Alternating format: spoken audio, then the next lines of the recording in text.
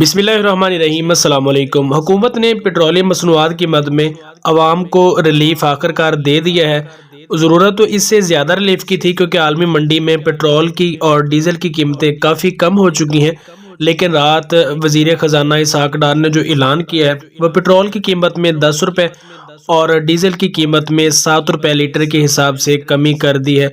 इससे पहले ये बताया गया था कि 14 रुपये तकरीबन पेट्रोल कम होगा और उसके बाद डीज़ल की कीमतों में 10 रुपये तक कमी की जाएगी।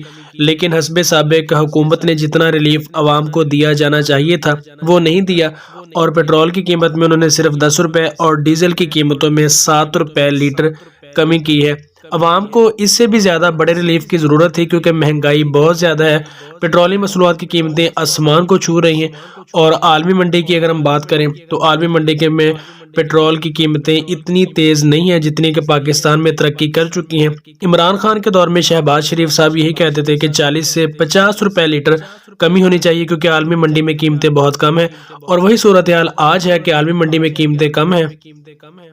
लेकिन पाकिस्तान में नून लीग की हुकूमत होने के बावजूद भी पेट्रोल और डीज़ल की कीमतें बहुत ज़्यादा हैं। चलो कुछ ना कुछ कमी की गई है और उम्मीद यही है कि आइंदा आने वाले दिनों में भी पेट्रोल और डीज़ल की कीमतों में कमी होगी ताकि अवाम को बड़ा रिलीफ फराहम किया जाए और महंगाई की जो सूरत हाल है उसमें भी कमी आ सके।